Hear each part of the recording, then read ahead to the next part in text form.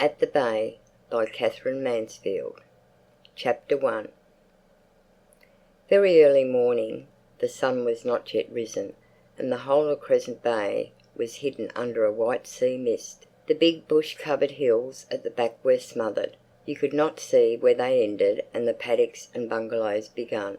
The sandy road was gone, and the paddocks and the bungalows the other side of it. There were no white dunes covered with reddish grass beyond them. There was nothing to mark which was beach and where was the sea. A heavy dew had fallen. The grass was blue.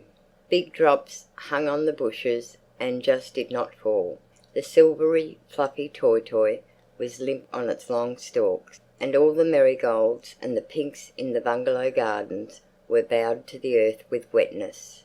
Drenched were the cold fuchsias. Round pools of dew lay on the flat nasturtium leaves. It looked as though the sea had beaten up softly in the darkness, as though one immense wave had come rippling how far?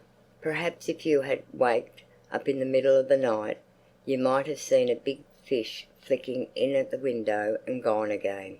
"Ha-ha!" sounded the sleepy sea, and from the bush there came the sound of little streams flowing, quickly, lightly, slipping between the smooth stones, gushing into ferny basins and out again. And there was the splashing of big drops on large leaves, and something else. What was it? A faint stirring and shaking, the snapping of a twig, and then such silence that it seemed someone was listening. Round the corner of Crescent Bay, between piled-up masses of broken rock, a flock of sheep came pattering. They were huddled together, a small, tossing, woolly mass, and their thin, stick-like legs trotted along quickly, as if the cold and the quiet had frightened them. Behind them, an old sheep-dog, his soaking paws covered with sand, ran along with his nose to the ground, but carelessly, as if thinking of something else. And then, in the rocky gateway, the shepherd himself appeared. He was a lean, upright old man, in a frieze coat that was covered with a web of tiny drops, velvet trousers tied under the knee, and a wide awake with a folded blue handkerchief round the brim. One hand was crammed into his belt, the other grasped a beautifully smooth yellow stick. And as he walked, taking his time, he kept up a very soft light whistling, an airy, far-away fluting that sounded mournful and tender. The old dog cut an ancient caper or two and then drew up sharp, ashamed of his levity, and walked a few dignified paces by his master's side. The sheep ran forward in little pattering rushes. They began to bleat, and ghostly flocks and herds answered them from under the sea. Baa, baa. For a time they seemed to be always on the same piece of ground. There ahead was stretched the sandy road with shallow puddles. The same soaking bushes showed on either side, and the same shadowing palings. Then something immense came into view, an enormous shock-haired giant with his arms stretched out. It was the big gum tree outside Mrs. Stubbs's shop, and as they passed by there was a strong whiff of eucalyptus. And now big spots of light gleamed in the mist.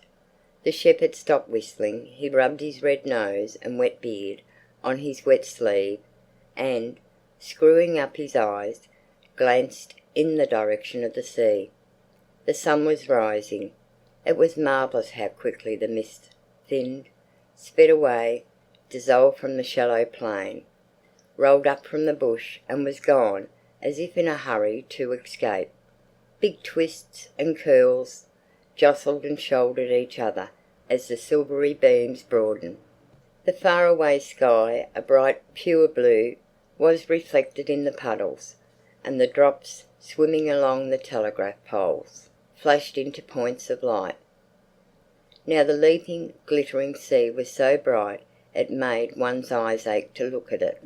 The shepherd drew a pipe, the bowl as small as an acorn, out of his breast pocket, fumbled for a chunk of speckled tobacco, pared off a few shavings, and stuffed the bowl. He was a grave, fine-looking old man, As he lit up and the blue smoke wreathed his head, the dog, watching, looked proud of him. Baa! Baa! The sheep spread out into a fan. They were just clear of the summer colony before the first sleeper turned over and lifted a drowsy head. Their cry sounded in the dreams of little children, who lifted their arms to drag down, to cuddle the darling little woolly lambs asleep. Then the first inhabitant appeared.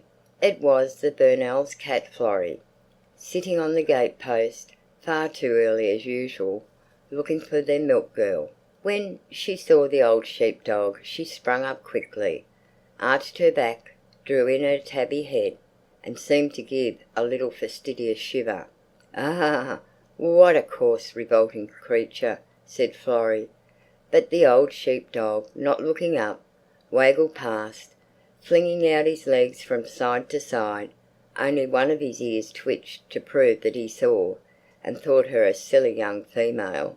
The breeze of morning lifted in the bush, and the smell of leaves and wet black earth mingled with the sharp smell of the sea. Myriads of birds were singing. A goldfinch flew over the shepherd's head, and, perching on the tip-top of a spray, it turned to the sun, ruffling its small breast feathers. And now they had passed the fisherman's hut, past a charred-looking little wall where Leila the milk girl lived with her old gran.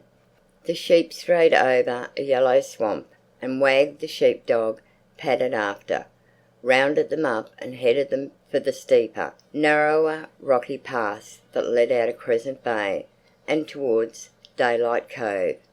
Baa! Baa! Faint the cry came as they rocked along the fast-drying road.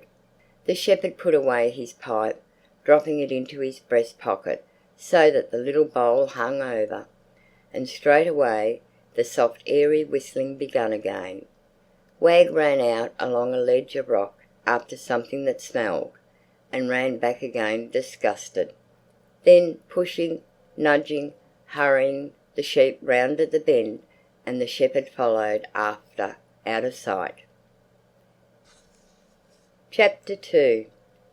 A few moments later the back door of one of the bungalows opened, and a figure in a broad striped bathing suit flung down the paddock, cleared the stile, rushed through the tussock grass into the hollow, staggered up the little sandy hillock, and raced for dear life over the big porous stones, over the cold, wet pebbles, onto the hard sand that gleamed like oil. Splish, splosh, splish, splosh. The water bubbled round his legs as Stanley Burnell waded out exulting. First man in as usual, he'd beaten them all again, and he swooped down to souse his head and neck. "Hail, brother! All hail, thou mighty one!" A velvety bass voice came booming over the water. "Great Scott! Damnation take it!" Stanley lifted up to see a dark head bobbing far out and an arm lifted. It was Jonathan Trout there before him. "Glorious morning," sang the voice. "Yes, very fine," said Stanley briefly. Why the dickens didn't the fella stick to his part of the sea? Why should he become barging over to this exact spot? Stanley gave a kick, a lunge, and struck out, swimming overarm. But Jonathan was a match for him. Up he came, his black hair sleek on his forehead, his short beard sleek. "I had an extraordinary dream last night," he shouted. What was the matter with the man? This mania for conversation irritated Stanley beyond words. And it was always the same, always some piffle about a dream he'd had, or some cranky idea he'd got hold of, or some rot he'd been reading. Stanley turned over on his back and kicked with his legs till he was a living waterspout. But even then, "I dreamed I was hanging over a terrifically high cliff, shouting to someone below." You would be, thought Stanley. He could stick no more of it. He stopped splashing. "Look here, Trout," he said. "I'm in rather a hurry this morning." "You're what?" Jonathan was so surprised, or pretended to be, that he sank under the water, then reappeared again blowing. "All I mean is," said Stanley, I've no time to fool about. I want to get this over. I'm in a hurry. I've work to do this morning, see?" Jonathan was gone before Stanley had finished. "Pass, friend," said the bass voice gently, and he slid away through the water with scarcely a ripple. But curse the fellow! He'd ruined Stanley's bathe. What an unpractical idiot the man was! Stanley struck out to sea again, and then as quickly swam in again, and away he rushed up the beach. He felt cheated. Jonathan stayed a little longer in the water.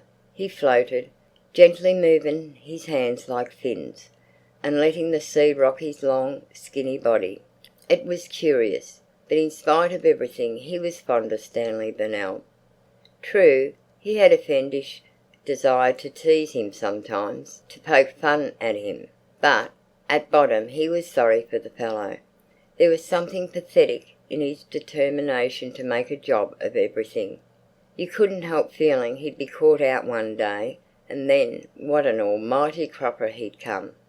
At that moment an immense wave lifted Jonathan, rode past him, and broke along the beach with a joyful sound. What a beauty! And now there came another. That was the way to live, carelessly, recklessly, spending oneself. He got onto his feet and began to wade towards the shore, pressing his toes into the firm, wrinkled sand. To take things easy, not to fight against the ebb and flow of life, but to give way to it. That was what was needed. It was this tension that was all wrong. To live, and the perfect morning, so fresh and fair, basking in the light as though laughing at its own beauty, seemed to whisper, "Why not?" But now he was out of the water. Jonathan turned blue with cold. He ached all over. It was as though someone was wringing the blood out of him. And stalking up the beach, shivering, all his muscles tight, he too felt his bathe was spoiled. He'd stayed in too long. Chapter 3. Beryl was alone in the living room when Stanley appeared, wearing a blue serge suit, a stiff collar and a spotted tie. He looked almost uncannily clean and brushed. He was going to town for the day. Dropping into his chair, he pulled out his watch and put it beside his plate. "I've just got 25 minutes," he said. "You might go and see if porridge is ready, Beryl." "Mother's just gone for it," said Beryl. She sat down at the table and poured out his tea. "Thanks." Stanley took a sip. "Hello," he said in an astonished voice. "You've forgotten the sugar." "Oh, sorry." But even then Beryl didn't help him. She pushed the basin across. What did this mean? As Stanley helped himself his blue eyes widened. They seemed to quiver. He shot a quick glance at his sister-in-law and leaned back. "Nothing wrong, is there?" he asked carelessly, fingering his collar. Beryl's head was bent. She turned her plate in her fingers. "Nothing," said her light voice. Then she too looked up and smiled at Stanley. "Why should there be?" Oh, no reason at all as far as I know. I thought you seemed rather—" At that moment the door opened and the three little girls appeared, each carrying a porridge plate. They were dressed alike in blue jerseys and knickers. Their brown legs were bare, and each had her hair plaited and pinned up in what was called a horse's tail. Behind them came Mrs. Fairfield with the tray. "Carefully, children," she warned, but they were taking the very greatest care. They loved being allowed to carry things. "Have you said good morning to your father?" "Yes, Grandma." They settled themselves on the bench opposite Stanley and Beryl. "Good morning, Stanley." Old Mrs. Fairfield gave him his plate. "Morning, Mother. How's the boy?" "Splendid. He only woke up once last night." "What a perfect morning!" The old woman paused, her hand on the loaf of bread, to gaze out of the open door into the garden.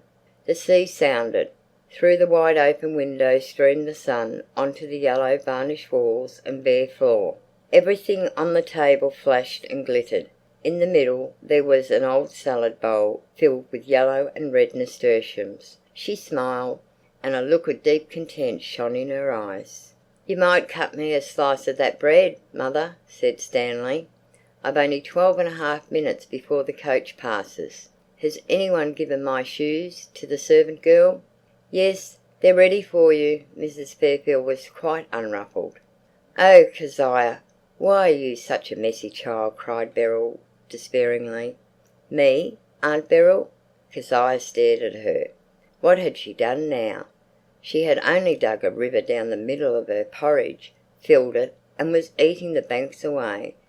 But she did that every single morning, and no one had said a word up till now. "Why can't you eat your food properly, like Isabel and Lottie?" How unfair grown-ups are. "But Lottie always makes a floating island, don't you, Lottie?" "I don't," said Isabel smartly.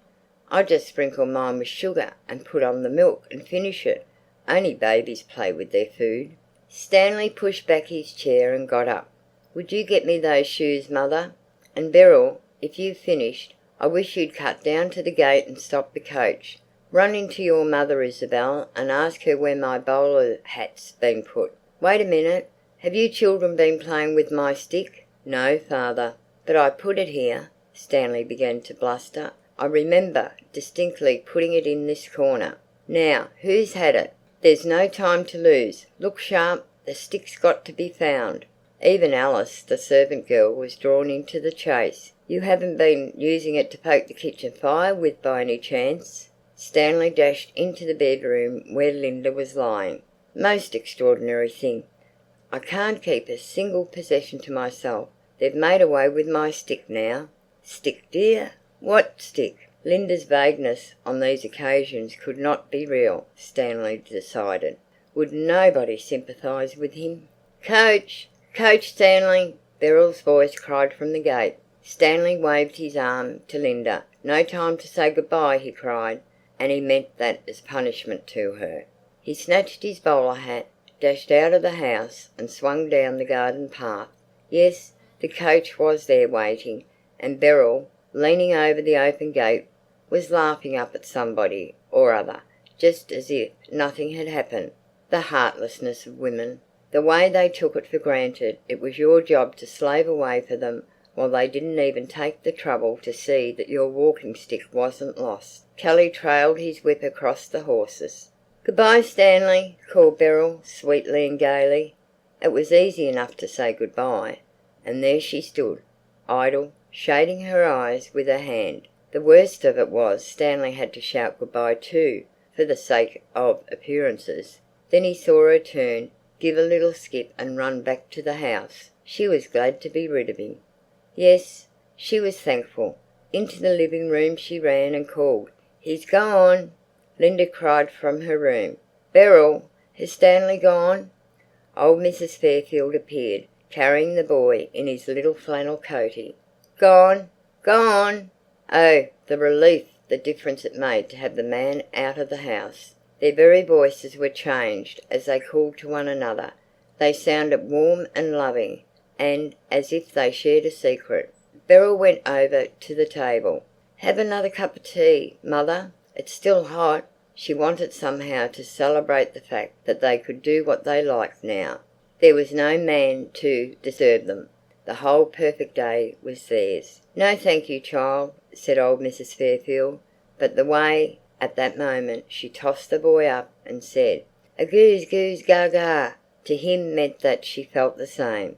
The little girls ran into the paddocks like chickens let out of a coop. Even Alice, the servant girl, washing up the dishes in the kitchen, caught the infection and used the precious tank water in a perfectly reckless fashion.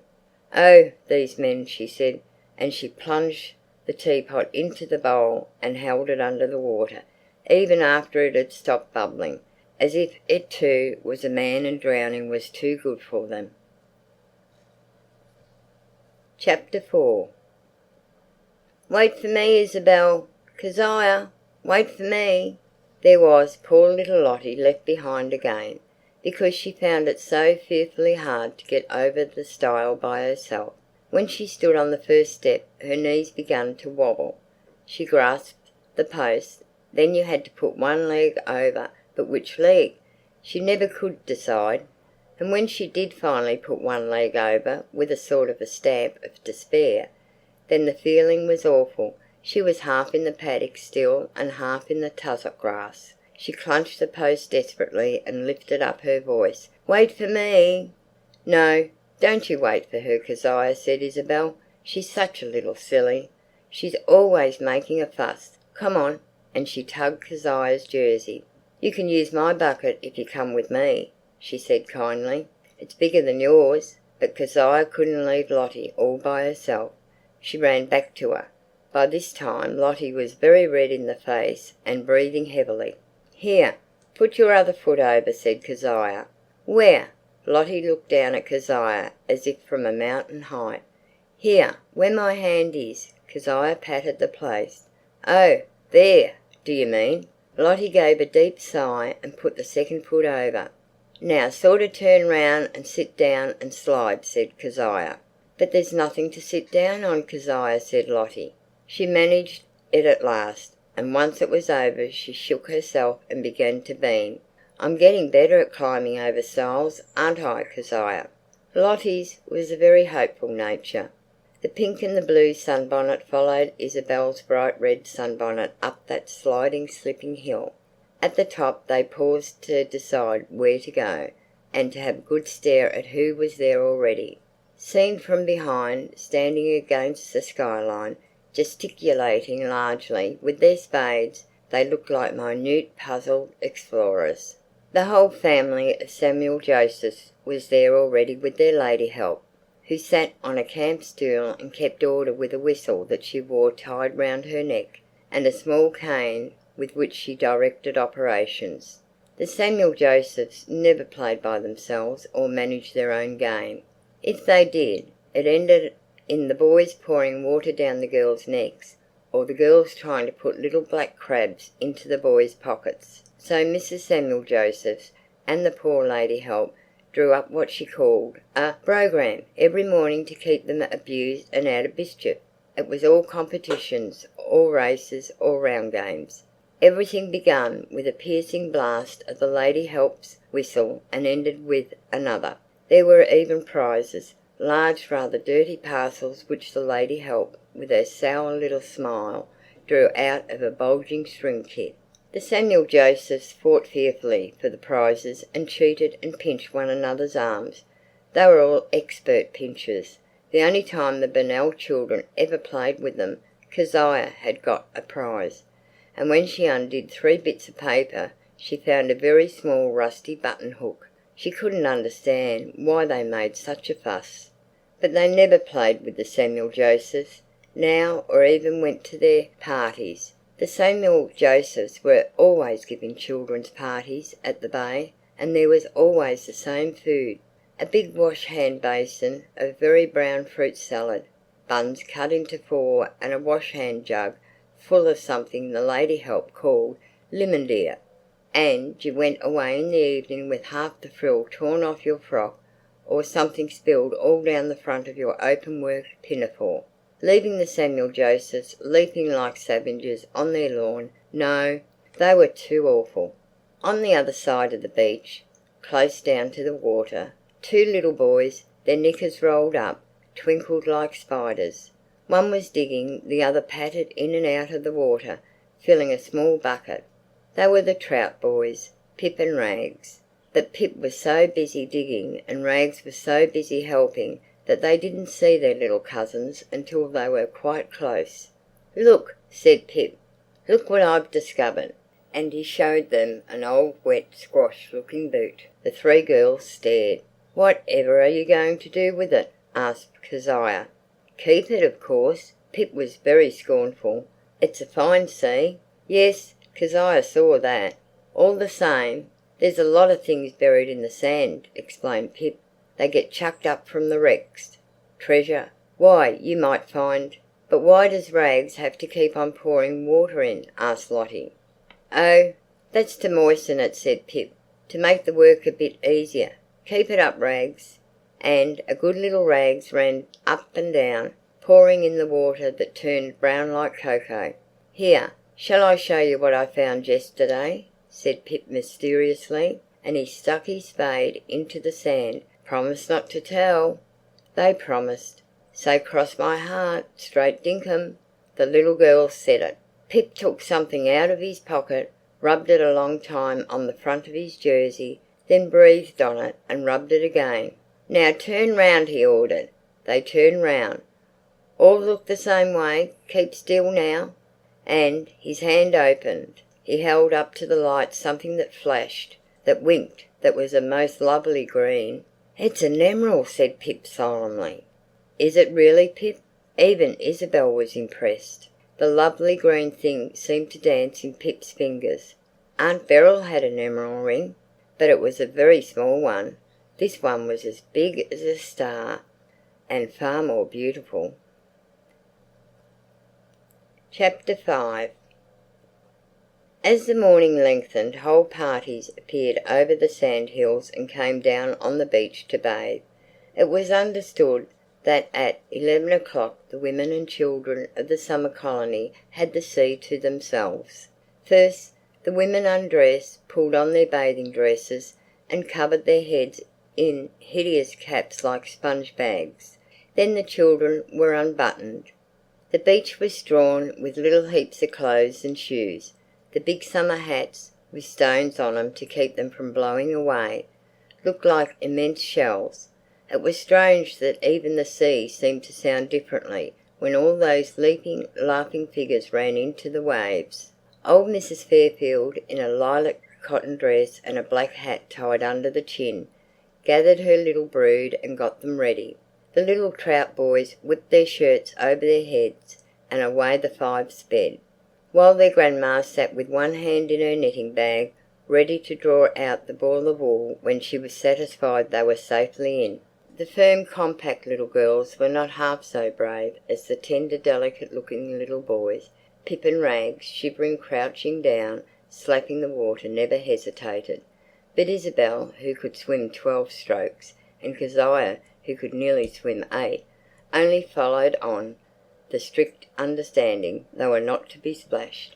As for Lottie, she didn't follow at all. She liked to be left to go in her own way, please. And that way was to sit down at the edge of the water, her legs straight, her knees pressed together, and to make vague motions with her arms, as if she expected to be wafted out to sea. But when a bigger wave than usual, an old whiskery one, came lolloping along in her direction, she scrambled to her feet with a face of horror and flew up the beach again. "Here, mother. Keep those for me, will you?" 2 rings and a thin gold chain were dropped into Mrs. Fairfield's lap. "Yes, dear, but aren't you going to bathe here?" "No," Beryl drawled. She sounded vague. "I'm undressing farther along. I'm going to bathe with Mrs. Harry Kember." "Very well." But Mrs. Fairfield's lips set. She disapproved of Mrs. Harry Kember. Beryl knew it. "Poor old mother," she smiled as she skimmed over the stones. "Poor old mother. Old. What a joy, what bliss it was to be young." "You look very pleased," said Mrs. Harry Kember. She sat hunched up on the stones, her arms round her knees, smoking. "It's such a lovely day," said Beryl, smiling down at her. "Oh, my dear." Mrs. Harry Kember's voice sounded as though she knew better than that, but her voice always sounded as though she knew something better about you than you did yourself. She was a long, strange-looking woman, with narrow hands and feet. Her face, too, was long and narrow and exhausted-looking. Even her fair curled fringe looked burnt out and withered. She was the only woman at the bay who smoked, and she smoked incessantly, keeping the cigarette between her lips while she talked, and only taking it out when the ash was so long you could not understand why it did not fall. When she was not playing bridge, she played bridge every day of her life, she spent her time lying in the full glare of the sun. She could stand any amount of it. She never had enough. All the same, it did not seem to warm her.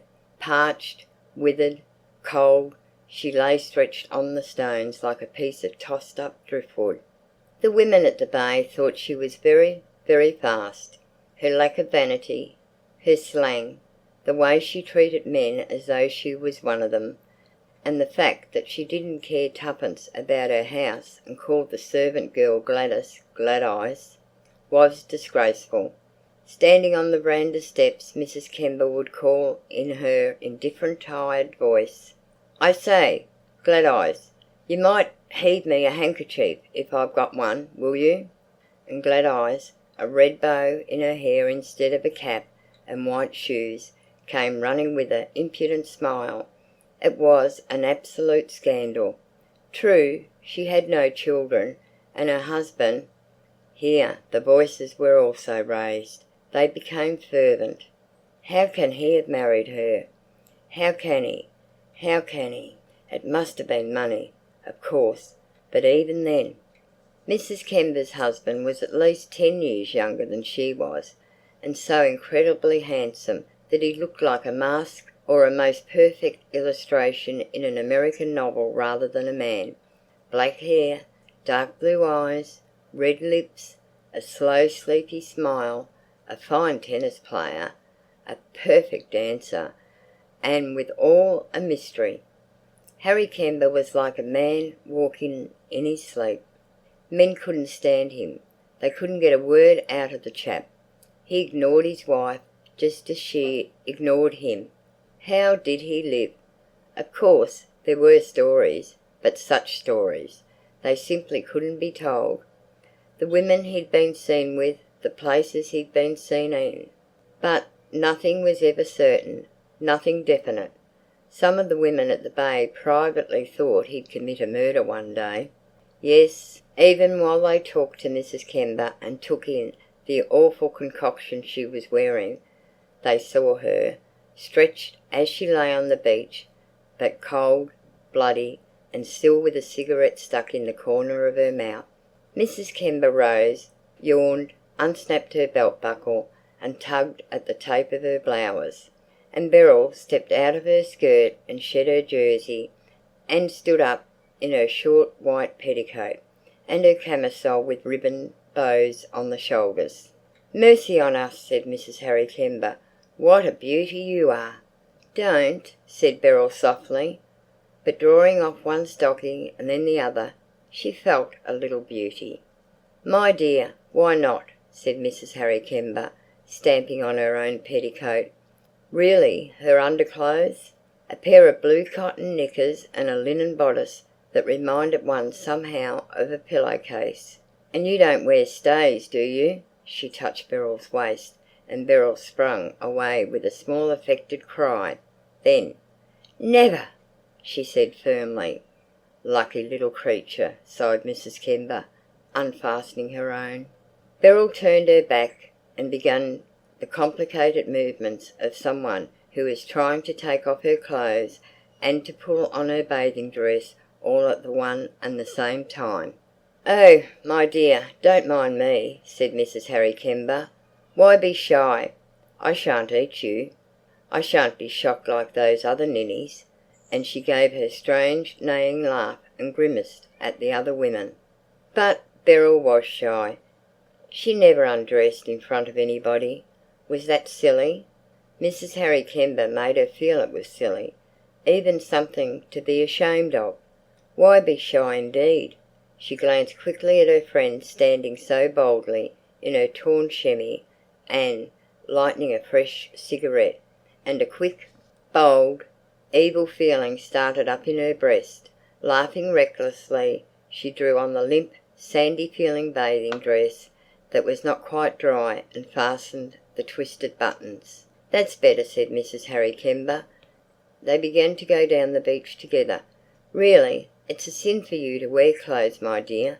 Somebody's got to tell you some day." The water was quite warm. It was the marvellous transparent blue, flecked with silver.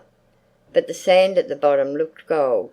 When you kicked with your toes there rose a little puff of gold dust. Now the waves just reached her breast. Beryl stood, her arms outstretched, gazing out, and as each wave came she gave the slightest little jump. so that it seemed it was the wave which lifted her so gently. "I believe in pretty girls having a good time," said Mrs. Harry Kember. "Why not? Don't you make a mistake, my dear. Enjoy yourself." And suddenly she turned turtle, disappeared and swam away quickly, quickly like a rat. Then she flicked round and began swimming back. She was going to say something else. Beryl felt that she was being poisoned by this cold woman, but she longed to hear. But oh, how strange, how horrible! As Mrs. Harry Kember came up close she looked, in her black waterproof bathing cap, with her sleepy face lifted above the water, just her chin touching like a horrible caricature of her husband. Chapter 6. In a steamer chair under a manuka tree that grew in the middle of the front grass patch, Linda Burnell dreamed the morning away. She did nothing. She looked up at the dark, close dry leaves of the manuka, at the chinks of blue between, and now and again a tiny yellowish flower dropped on her. Pretty, yes. If you held one of those flowers on the palm of your hand and looked at it closely, it was an exquisite small thing. Each pale yellow petal shone as if each was the careful work of a loving hand. The tiny tongue in the centre gave it the shape of a bell, and when you turned it over, the outside was a deep bronze colour. But as soon as they flowered, they fell and were scattered. You brushed them off your frock as you talked. The horrid little things got caught in one's hair. Why, then, flower at all? Who takes the trouble or the joy to make all these things that are wasted? Wasted. It was uncanny. On the grass beside her, lying between two pillows, was the boy. Sound asleep he lay, his head turned away from his mother. His fine dark hair looked more like a shadow than like real hair, but his ear was a bright, deep coral. Linda clasped her hands above her head and crossed her feet. It was very pleasant to know that all these bungalows were empty, that everybody was down on the beach, out of sight, out of hearing. She had the garden to herself. She was alone. Dazzling white the picotees shone, the golden-eyed marigold glittered, the nasturtiums wreathed the veranda poles in green and gold flame. If only one had time to look at these flowers long enough, time to get over the sense of novelty and strangeness, time to know them. But as soon as one paused to part the petals, to discover the underside of the leaf, along came life and one was swept away. And, lying in her cane chair, Linda felt so light, she felt like a leaf. Along came life like a wind, and she was seized and shaken. She had to go. Oh dear, would it always be so? Was there no escape? Now she sat on the veranda of their Tasmanian home, leaning against her father's knee. And he promised, "As soon as you and I are old enough, Linny, we'll cut off somewhere. We'll escape, two boys together. I have a fancy I'd like to sail up a river in China." Linda saw that river, very wide, covered with little rafts and boats. She saw the yellow hats of the boatmen, and she heard their high, thin voices as they called, "Yes, Papa." But just then a very broad young man with bright ginger hair walked slowly past their house, and slowly, solemnly even, uncovered. Linda's father pulled her ear teasingly, in the way he had. "Linny's beau," he whispered. "Oh, Papa, fancy being married to Stanley Burnell." Well, she was married to him, and what was more, she loved him. Not the Stanley whom everyone saw, not the everyday one, but a timid, sensitive, innocent Stanley who knelt down every night to say his prayers, and who longed to be good. Stanley was simple. If he believed in people as he believed in her, for instance, it was with his whole heart. He could not be disloyal, he could not tell a lie. And how terribly he suffered if he thought anyone, she, was not being dead straight, dead sincere with him. "This is too subtle for me," he flung out the words, but his open, quivering, distraught look was like the look of a trapped beast. But the trouble was, here, Linda felt almost inclined to laugh. Though heaven knows it was no laughing matter, she saw her Stanley so seldom. There were glimpses, moments, breathing spaces of calm, but all the rest of the time it was like living in a house that couldn't be cured of the habit of catching on fire, on a ship that got wrecked every day. And it was always Stanley who was in the thick of the danger.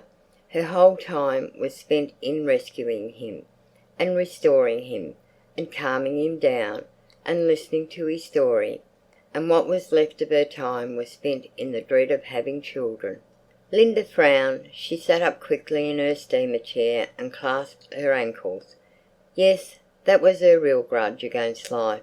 That was what she could not understand.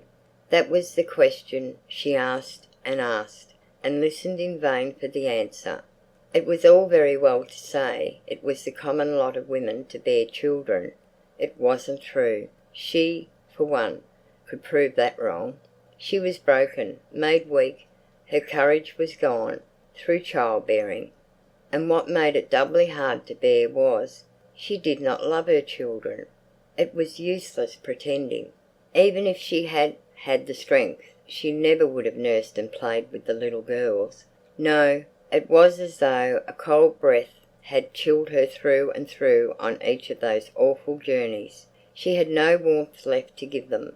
As to the boy, well, thank heaven Mother had taken him. He was Mother's, or Beryl's, or anybody's who wanted him.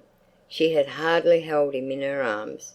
She was so indifferent about him that as he lay there, Linda glanced down. The boy had turned over. He lay facing her, and he was no longer asleep.